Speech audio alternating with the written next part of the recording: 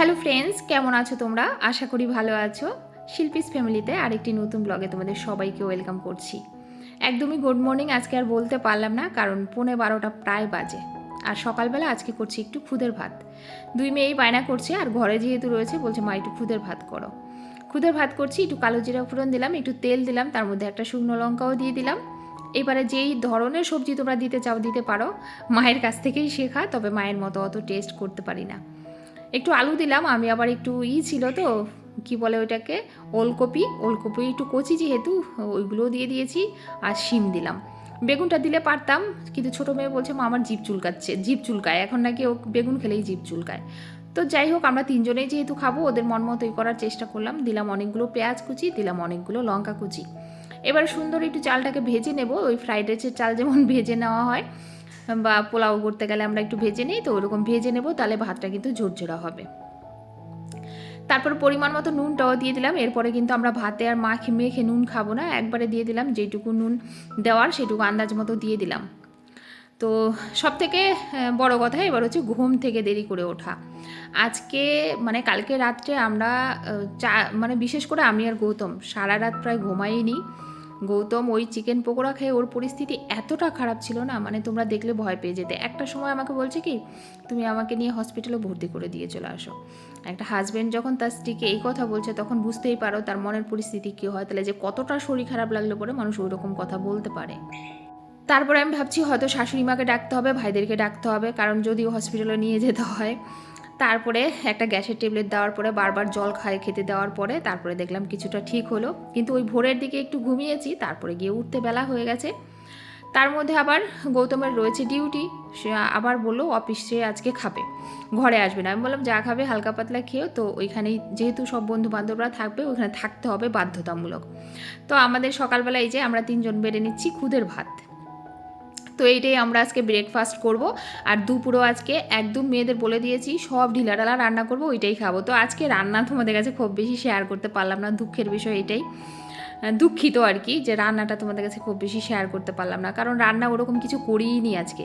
কারণ কালকে রাত্রে বিশ্বাস করবে, আমি রাত্রে উঠে দৌড়ে গেছি মেয়েদের ঘরে, যে তাহলে কি চিকেনে কিছু ছিল, চিকেনে খারাপ কিছু ছিল, যে মেয়েরা খেয়ে মেয়েদের ওরকম হচ্ছে, যদি সবার হয় তাহলে ভাববো যে খাবারেই কিছু দোষ ছিল।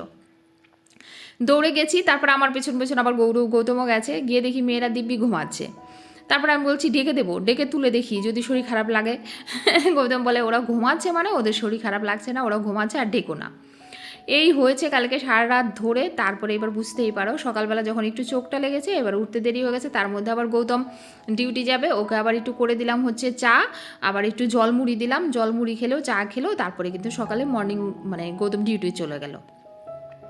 এবার দুপুরে ঘরে আসবে না, আমি ভাবলাম তাহলে সমস্ত কাজগুলো সেরে সুরে তারপরে দুপুরে রান্নাটা করব। আর রান্না যেহেতু তোমাদের কাছে কিছুই শেয়ার করার নেই, কেন কিছু শেয়ার করব না, শুধু কি বেগুন পোড়া, আলু সিদ্ধ, ডাল, এগুলো আর কি শেয়ার করব বলো তো। দেখো এই গাছটাতেও, টমেটো গাছটাতেও একটুখানি ফুল হয়েছে, আবার লেবু গাছটাতেও অনেক ফুল হয়েছে। আমার মনে হয় ওই যে দেখেছো না তোমরা, সবজির খোসা টোসাগুলো কিছুদিন থেকে দিচ্ছি।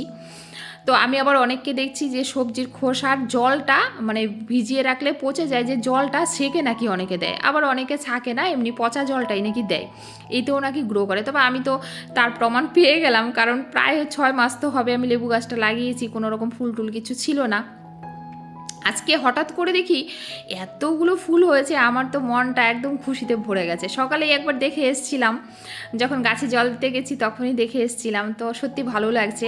এবারে ভাবছি সবজির খোসাগুলো সব ভিজিয়ে রাখবো একটা বালতিতে করে, তারপরে ওই খোসার জলটা দেবো, দেখি গাছ হবে না। মানে ওই যে বলে না, এই পৃথিবীতে কোনো মানুষের কোনো কাজই কিন্তু তাদের ধরা ছোঁয়ার বাইরে নয়। নয়তো দেখো তো, মহাকাশ যানে গেছে অনেকে, চাঁদে গেছে অনেকে, গেছে তো। তাহলে চেষ্টা করলে সব কিছু হয়। আমি পারবো না, আমার দ্বারা হবে না, এটা বোধহয় করা উচিত নয়। এরকম আমরা অনেক জিনিস ভাবি যে এটা বোধহয় আমি পারবো না, আমার দ্বারা হবে না। আজকে সেটার থেকে একটা কথা বলি। যেমন আমাকে অনেকেই কমেন্ট করে যে দিদি ভাই আমিও না ডেলি ব্লগ করি জানো, কিন্তু আমার ভিউজ নেই, কষ্ট করে করি, দিনের শেষে ভিউজ হয় না, তাই আর করতে ইচ্ছা করে না। দিদি ভাই কী করে করলে একটু এগোতে পারবো, কী করে করলে 2 টাকা নিজে আর্নিং করতে পারবো, তারপর নিজের মতো করে খরচা করতে পারবো, এরকম অনেকেই বলে। আমার এখানে 2-3টা বোনও আছে, তো আমি একটা কথাই বলবো যে যেইটাই করবে না খুব মনোযোগ দিয়ে করবে। আর এটা ভাববে সব সময় যে যারা আমার আশেপাশে করছে তাদের থেকে আমাকে একটু বেশি কিছু দেখাতে হবে। বেশি কিছু কি বলো তো, যে সত্যি বলতে তুমি যে ছোট্ট খাট্ট পরিশ্রমগুলো করছো সেইগুলোই তুলে ধরো, তোমাকে বাড়িয়ে কিছু করতে হবে না। সংসারে তোমরা অনেক সময় কি বলো তো, যেই ছোট ছোট কাজগুলো করছো সেগুলো ক্যামেরাবন্দি করো না, ভাবো এটা আবার ব্লগে কি দেখাবো। না, তুমি যেইটা করছো ছোট্ট খাট্ট কাজগুলোই ছোট্ট করে তুমি দেখানোর চেষ্টা করো। প্রথমে যারা নতুন নতুন চ্যানেল খুলছো তারা 10 মিনিটের ভিডিও করো কিংবা 8 মিনিটের ভিডিও করো, কিন্তু কি বলো তো, ছোট্ট খাট্ট কাজগুলো তুমি যেটা করছো সেটা। বাড়িতে কিন্তু আমরা কেউই বসে থাকি না, প্রত্যেকটা হাউস ওয়াইফ কিন্তু আমরা সত্যিই ঘরে অফুরন্ত কাজ করি, আমাদের কিন্তু কোনো মাইনে নেই বিনা মাইনায় কিন্তু আমরা মাসের পর মাস ঘরের জন্য খেটে যাই। তবে অবশ্যই সেটা আমার নিজের লোকেদের জন্য। এরা ভালো থাকলে আমি ভালো থাকবো, এরা সুস্থ থাকলে আমি সুস্থ থাকবো। তো এই মানুষগুলোকে ভালো রাখার জন্য আমাদের করতেই হয়, আর সেটাকে ভালোবেসে করতে হবে। আর যখনই আমরা ভাবো এটা প্রফেশনালি নেব, এই কাজটাকেই প্রফেশনালি নেব, তখন অবশ্যই কিন্তু তোমাকে পরিশ্রমটা অনেকটা বেশি করতে হবে। আজকে যারা পড়াশোনা করে চাকরি করে, তোমাদের কি মনে হয় তারা এমনিই চাকরিটা পেয়ে যায়? না, তারাও প্রচুর খেটে পড়াশোনা করে, তারপরে চাকরির জন্য পড়াশোনা করে, তবেই গিয়ে কিন্তু একটা জায়গায় দাঁড়াতে পারে। যাই হোক, সব পরিষ্কার কমপ্লিট করে ফেলেছি, এবার যাবো স্নানে। চল। আমরা কি ভাবি বলো তো, যে যারা চাকরি করে তাদের অনেক ট্যালেন্ট আছে, তারা পারে। না রে বাবা, সে যেই কাজটাই তুমি করছো সেটাকে গুরুত্ব দিয়ে করো আর সেটাকে ভালোবেসে করো, তাহলে অবশ্যই কিন্তু তুমি সাকসেস হতে বাধ্য। হ্যাঁ, অনেকে হয়তো অনেক টাকা কামাচ্ছে, আমি অনেক কামাতে পারবো না, কিছু তো কামাতে পারবো যেটার থেকে আমার হাত খরচাটা চলতে পারে। তো জানি না, হয়তো জ্ঞান ভেবো না কিন্তু। হ্যাঁ, যদি কিছু ভুল বলি সরি চাইবো। হ্যাঁ, ঠিক সময় মতো কারেন্টটা চলে গেছে।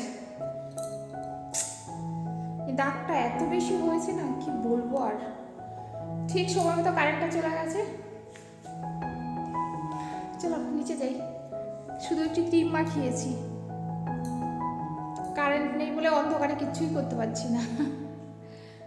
কি করছো, রোদ পোহাচ্ছ নাকি? আমিও। হ্যাঁ,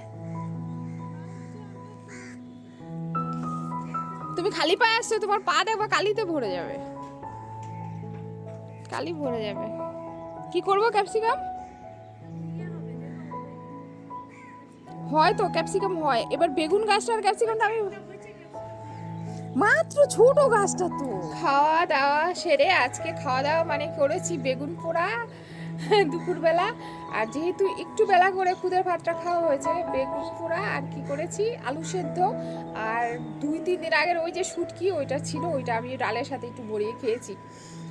আজকে সবাই আমরা খুব ভালো খেয়েছি, যাই বলো না বলো। কালকে ওই পরিস্থিতির পরে হ্যাঁ, মানে রাত্রেবেলা গৌতমের অবস্থা এতটাই খারাপ ছিল, আমাকে বলছে যে তুমি আমাকে হসপিটালে ভর্তি করে দিয়ে চলে আসো, এতটা অস্বস্তি লাগছিল। একবার ভাবছি শাশুড়ি মাকে ডাকবো, ভাইদেরকে ডাকবো, এই বুঝি হসপিটালে নিয়ে চলে যেতে হবে, এইরকম পরিস্থিতি।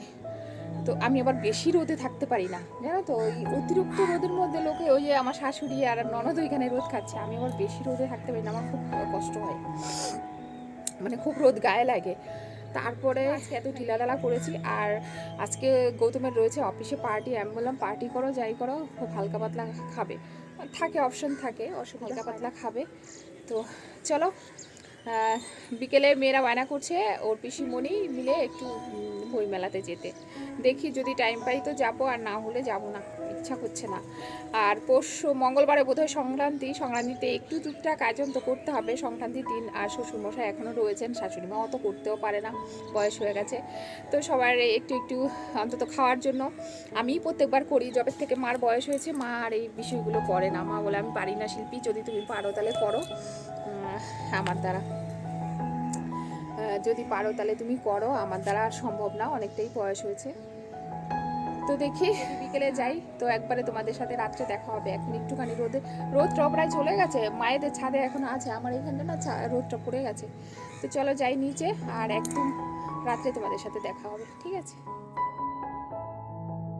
তোমাদের বলেছিলাম মেয়েরা বায়না করছিল যে মা চলো একটু বইমেলাতে যাব, আর ওর বাবা বললো যে মায়ের সাথেই যাবে, যদি যাও তো নিয়ে আসতে হয়, বাচ্চারা বায়না করছে। আর বইমেলাতে তো জানোই বুক ফেয়ারগুলো সত্যি আমি ঘুরে ঘুরে দেখছিলাম আর এত ভালো লাগছিল, অনেক পুরনো বই যেগুলো, আর শরৎচন্দ্রের অনেক বই বই একটা সময় আমি পড়েছি। কিন্তু এখন কি বলো তো, মেয়েরা তো আর ওইসব বই নিতে চায় না, আর বাংলা তো খুব ভালো করে পড়তেও পারে না। ওদের বাংলা পড়া দেখলে আমি তো হাসতে হাসতে শুয়ে পড়ি এক এক সময়, বাংলাটা ঠিক করে পড়তেই পারে না।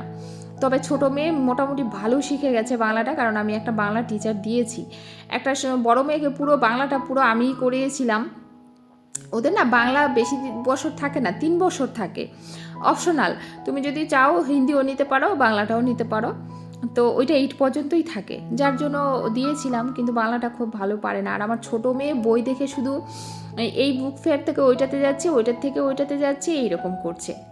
ওর দেখলাম আগ্রহ গল্পের, তবে আমার 2 মেয়েরই গল্পের বই পড়তে প্রচুর ভালোবাসে। এত ভালোবাসে না, যে কোনো গল্পের বই, এমন না যে শুধু পার্টিকুলারই কিছু, যে কোনো গল্পের বই দিয়ে দাও, ওরা গল্পের বই পড়তে খুব ভালোবাসে। কিন্তু আমি না দিতে চাই না খুব একটা এখন।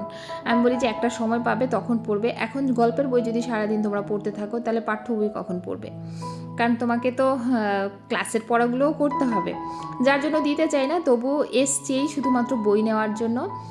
ছোটোটা একটা পছন্দ করেছে 540 টাকা, তো ওইটা দিতেই হবে। আর বড়জন যখন দেখলো ওরটা 540 টাকা হয়ে গেছে, তখন বলছে মা আমাকে তাহলে দিতে হবে না। আবার বড়টা একটু হিসাবই। আমি বলছি পাপা টাকা দিয়েছে আমাকে, তুমি নেবে তো তুমিও একটা নাও। বলছে মা জানো, এই বইটাই যে বোন এখান থেকে নিয়েছে, এটা যদি আমরা অনলাইনে নিতাম তাহলে হয়তো 300 টাকাই হয়ে যেত। হ্যাঁ, তো সেখান থেকে বোন 540 টাকায় নিয়েছে। তো আমি জানতাম যে বইমেলাতে বই একটু কম দামেই পাওয়া যায়, কিন্তু না, এখানে দেখলাম ভালোই দাম নিল বইগুলো। আর আমি আর ওরা বই দেখছে, আর আমি আর আমার ননদ একটুখানি চাট, পাপড়ি চাট, ফুচকা এগুলো খাচ্ছিলাম ঘুরে ঘুরে। তারপরে ওই যে ওরা আসবে যখন বই টই নিয়ে, মানে দেখে পছন্দ হবে, তখন না হয় দেওয়া যাবে ওরা যা খাবে সেটা। ওরা তো আর এইসব খাবার খাবে না, ওই চাট ফুচকা ওরা মেলা ঘাটে এসে খাবে না, ওরা একটু ভালোর দিকেই যাবে। তো এখানে খাবার দাবার বেশ ভালোই ছিল, আর লোকটা খুব কম ছিল। একটু পরে নাকি এখানে ইমনই তো, ওই গান করে ইমন আসবে, আরও কে কে আসবে বললো। তো প্রচুর ভিড় হয়ে যাবে। আর ভিড় হবে বলে আমি বলছি বাবা চলো ভিড় হওয়ার আগে এখান থেকে কেটে পড়ি। বিশ্বাস করবে না, বেরোনোর সময় আমাদের বাইকটা, মানে স্কুটিটা রেখে এসেছিলাম এমন জায়গায়, সেটা আর বের করতে পারছি না, এত ভিড় ছিল। তো এই যে মেয়েরা এসে মেয়েদের পছন্দ মতো খাবার দুজনেই বেছে নিল, ওরাও খাচ্ছে। ওর পিসিমণিকে বললাম তুমি এগুলো খাবে, ও তো মানে আমার মেয়ের কাছ থেকে একটুখানি ছিঁড়ে নিয়ে মুখে দিয়ে বলছে বৌদি আমি এইগুলো খাবো না, আমি এইগুলো খাবো না। তো ও আর খেলো না। আমার আবার এই খাবারগুলো খুব প্রিয়, আমার মেয়েরা ভালোবাসে, আমিও ভালোবাসি। যেহেতু ননদ খেলো না, আমিও আর ভাবলাম থাকবে। তো এই যে নিলাম ওদের জন্যই, ওরা 2 বোনে মিলে খেলো। আমরা একটু টেস্ট করে করে জাস্ট দুজনে দেখলাম। আমরা খেলাম পাঁপড়, সেগুলো আর তোমাদের ভিডিও করে দেখাইনি। আমরা নিয়েছি চকলেটস, বাদাম। হ্যাঁ, তাও চকলেট বলতে কোনো এই কী বলো তো, ওই যে লজেন্সগুলো হয় না, ওই লজেন্সগুলো নিয়েছি। তো ওইগুলো খেয়ে খেয়ে ওই যে, আর আমার ননদ তো এদিক সেদিক ঘুরে ঘুরে বেড়াচ্ছে, সবাই আর কি ঘুরে ঘুরেই বেড়াচ্ছে, সবাই যার যার মতো দেখছে, 4 জনেই। তো আসার সময় আমি আর বড় মেয়ে ভাবলাম যে ওই ওর পিসিকে আর ছোটো মেয়েকে বসিয়ে রেখে আমরা গেলাম একটু রেস্টুরেন্টে, সেখান থেকে রাত্রের খাবারটাও নিয়ে নিয়েছি। আর ওই তো বাটার পনির মশলা। আর বেরিয়ে আসার সময় দেখতে পাচ্ছি এখানে ভিড়টা জাস্ট তোমরা তাকিয়ে দেখো কি পর্যন্ত ভিড় হবে। তো খাবারটাও বাড়ির থেকে নিয়ে নিলাম, বাইরের থেকে, কারণ গৌতম তো ওই পনির ছাড়া আর কিছু খাবে না। আর যেহেতু পনিরটাই একটু মানে রিচ কম হবে মনে হয়, নিয়ে নিলাম। কিন্তু নেওয়ার পরে গৌতম খায়নি, রাত্রেবেলা গৌতম ভাতই খেয়েছে। আমরা ওইগুলোই খেয়েছি, রুমালি রুটি আর পনির। ওর পিসি ওর ঠাম্মা ওরাও ওইগুলোই খেয়েছে। আর আসার সময় নিয়ে এসেছি নারকল, আর এখানে হচ্ছে বাদশাভোগ চাল, আর এইখানে হচ্ছে আবারও খুদ, কারণ ওর পিসি ও নাকি খুব খেতে ভালোবাসে। আজকে সকালে করার পরে খুদটা শেষ হয়ে গেছে, আমার ঘরে সব সময় থাকে। তো চলো আজকের মতো টাটা, দেখা হবে নেক্সট ভিডিওতে।